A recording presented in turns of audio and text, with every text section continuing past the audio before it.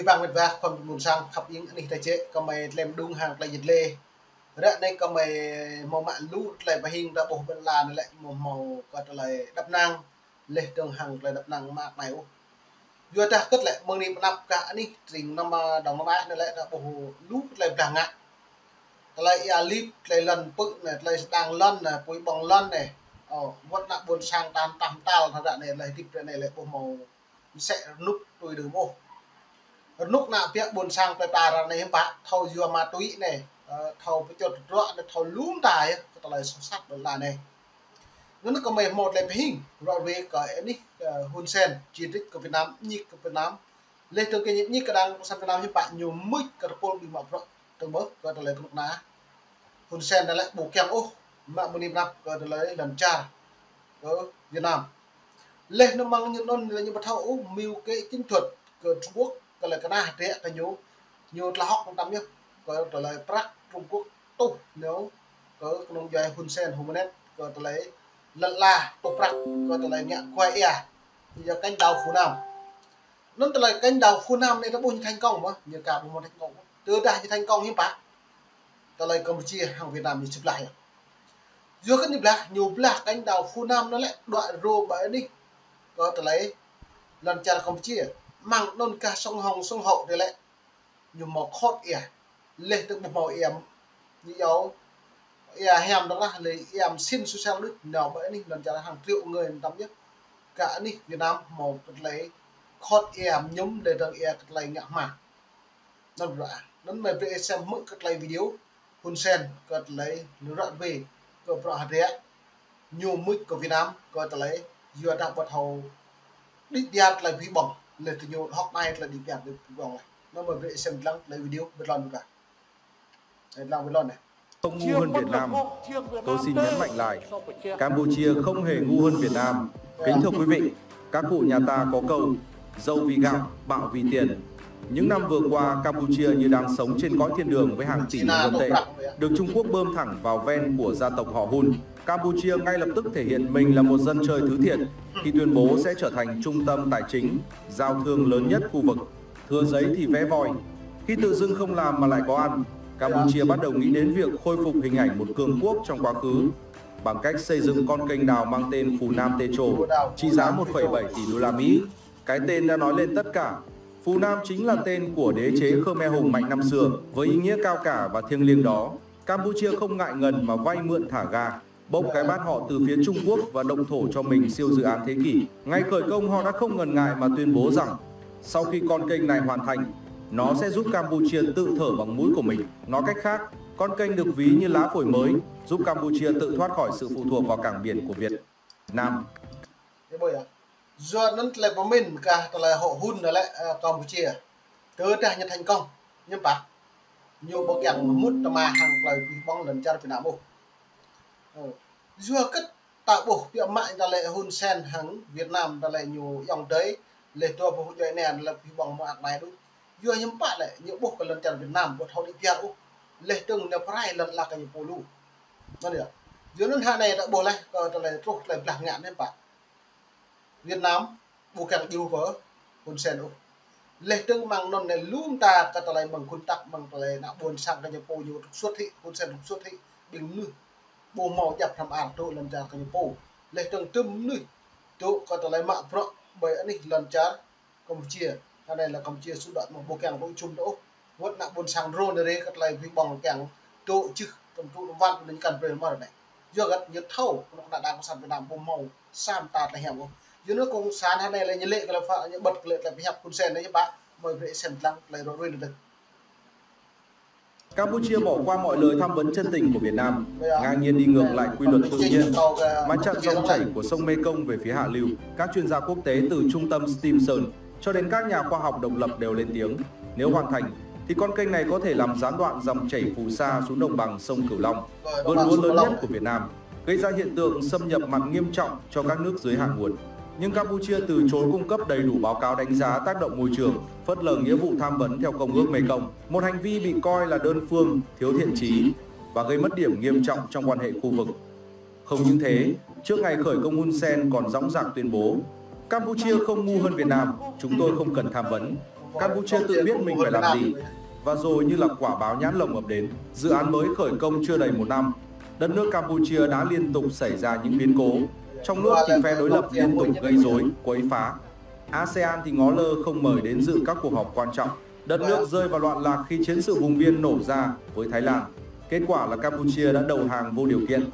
Trung Quốc thì im bặt bỏ rơi khi có chiến sự nổ ra và con kênh đào tự hào giúp Campuchia thở bằng mũi. Thì Trung Quốc đã ngắt luôn bình oxy khi Bắc Kinh không bơm thêm một đồng vốn nào để dự án nằm đắp chiếu và không đào thêm được 1 mét nào kể từ ngày khởi công. Ấy thế nhưng điều làm cho Campuchia cảm thấy cay đắng và nhục nhã hơn, đó là nước Lào, quốc gia bị Campuchia xem là lạc hậu, là nghèo nàn, là em út trong khối ASEAN, thì Lào lại chọn một nước đi đầy khôn ngoan và bản lĩnh.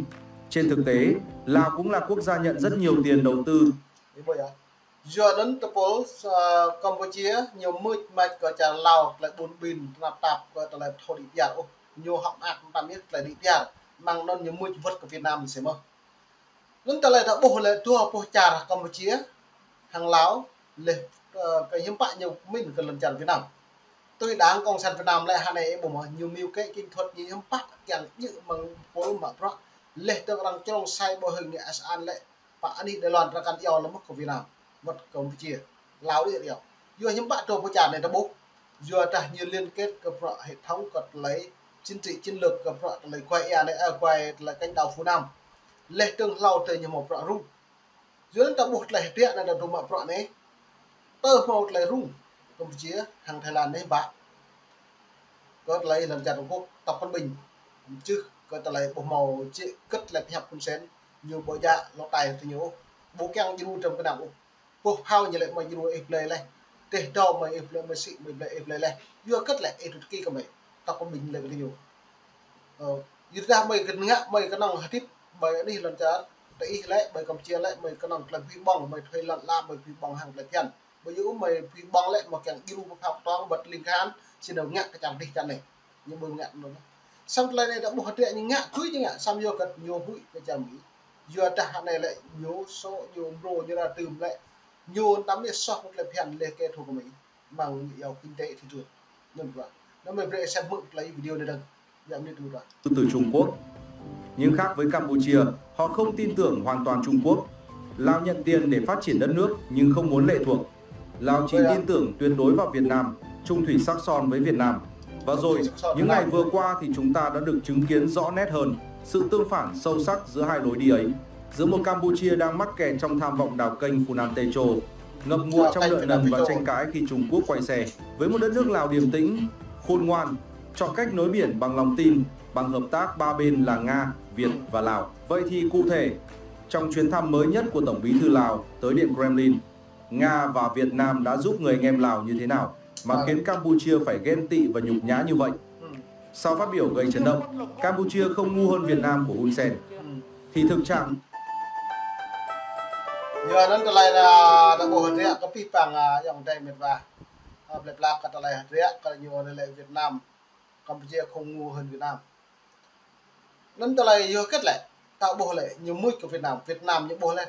lúc lúng ở Trung Quốc lệch từng từ nhiều bộ màu rùa sam tạt cái lại lật lạt lại phi bộ giờ được vẽ những bạn được vẽ mừng nhiều lệ cái lại Việt Nam thòng plư rai prung cái đạo buồn sang lại trong bằng lại thiện đôi bộ màu đi tiền làm chào nên mình cánh đào Phú Nam này. Hãy cùng Việt Discovery tìm hiểu câu trả lời các bạn nha. Mới đây thì một tin tức từ Điện Kremlin đã gây chú ý khi Nga chính thức đề xuất thiết lập tuyến vận tải biển đến Lào thông qua các cảng biển của Việt Nam, đề xuất được Tổng thống Nga Vladimir Putin công bố trong cuộc hội đàm với Chủ tịch Lào Thonglan Sisoulith ngày 31 tháng 7 vừa qua. Ai cũng biết rằng nếu xét về sự thân thiết thì Lào không thể thân Nga bằng Việt Nam, và không ngẫu nhiên mà Nga lại đi quan tâm đến Lào đặc biệt như vậy. Đề xuất này của Nga chắc chắn đã được tham vấn từ phía Việt Nam. Bởi Lào thì không tiếp giáp biển, Việt Nam chính là con át trung tâm kết nối Lào và Nga qua các cảng biển. Nước đi này chắc chắn đã được ba bên tính toán rất kỹ lưỡng. Trước bối cảnh thời gian gần đây, Trung Quốc liên tục đổ tiền vào Lào, muốn chạy xuyên qua Lào và Campuchia để từ đó thâu tóm Đông Dương. Đặc biệt là sau khi Campuchia thất trận trước Thái Lan, Trung Quốc lại càng thuận lợi trong việc trói chặt thành công Campuchia bởi sự lệ thuộc. Việt Nam đã nhìn thấu tỏ tâm cơ đó và việc kết nối Lào, Nga chính là... Giờ nó này lại đã bố lại Việt Nam có nhớ bộ màu ta rồi hàng Campuchia như kết nói Lào hàng Nga từng có tờ lấy chẳng mút mà lại phi bóng lệ trồng lút ta mà lại còn ngăn như chẳng liên kết không biết xong nhưng bạn như đuôi đang mút nó đang tụ ôm được cái nhiều vô cái là ra một khi tụ ôm cái nhiều vô gặt nhiều lại chế kèm của Trung Quốc từ nhiều hơn Trung Quốc cũng bạc như là cái thủ săn bằng được một cái thủ nhiều cái nòng nghiệm biết hẹp ấy bố hít lăng nhá mình vậy một sáng ấy bố mà trong nội bộ đảng cộng sản Việt Nam đấy bằng tổ lông hả bộ đặc phẩm 19 hả lúc người phú trọng rồi tiếp đi nhưng mà như phản ánh cỡ lần trả Trung Quốc nhiều mẫu cái nào nuôi đạo buôn sáng đích phản ánh cả Trung Quốc mạng lật là lên phát tàu lên thằng mạng quái hoàng xã nội hoàng sao với trường sa đặc biệt tinh chính đảng trong nội bộ đảng có một phản ánh của bộ này vô cái này từ nhiều sĩ lên nó là buôn sang nhiều sĩ lên môi chi chọn nó là bạc nó buôn sang nhiều bông trong thuộc là nhiều do nó nào lại nên một liệt nắp có lại đảng cộng hòa trở lại thứ hai mông Mỹ lên thực hiện hiến pháp xử lý tình huống đảng cộng sản Việt Nam này nên hai này nhiều cái năng độ pan này lại Lào hàng cha Nga và lấy đối thoại với nhân quyền lên từng lấy hợp tác rồi là kinh tế thị trường này cho nó được bộ nên môn này trên nhiều free đi bằng Việt và còn buôn sang khắp những môn đến bệnh ta đi cái đây là dịch lệ gặp được một đi buôn sang